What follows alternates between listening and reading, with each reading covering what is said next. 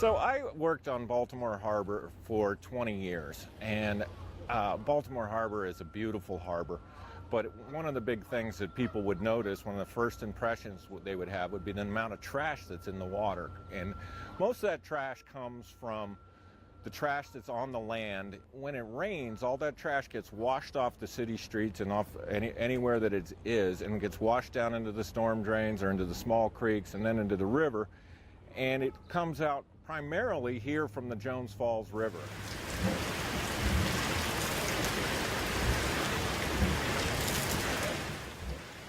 The water wheel provides the mechanical power to power the conveyor and the rakes that we have out here. The rakes push the trash up onto the conveyor. Then the conveyor lifts it from the water, dumps it into a dumpster, and then we can keep cycling dumpsters through. We've taken out as many as 12 dumpsters in one day after a hard rain, and that added up to about 40 tons of trash. So the water wheel powers the machine. When we have a hard rain, you get a lot of flow, and the flow pushes and turns the wheel around. A lot of the time, though, we don't have a lot of flow. So what we found is that we needed to supplement that water current.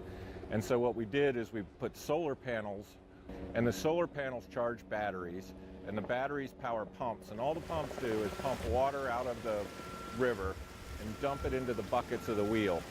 And so it's still working as a water wheel, and it's still providing all the power for the machine, but it's being augmented by solar energy. So we use hydro and solar to turn that water wheel. I mean, Mr. Trash Wheel, the technology is incredible, but incredibly, it's also only half the story. The other half is the Mr. Trash Wheel marketing campaign. Mr. Trash Wheel has really become a mascot for the restoration of the Baltimore Harbor. And as this technology expands to new places, we really see it becoming a mascot for keeping plastics out of our oceans. Before we installed the trash wheel, after a big rainstorm, trash would just cover the inner harbor. You'd look out of the harbor and you could walk across the trash and get from one side to the other, right? That never happens anymore. And that's because of Mr. Trash Wheel.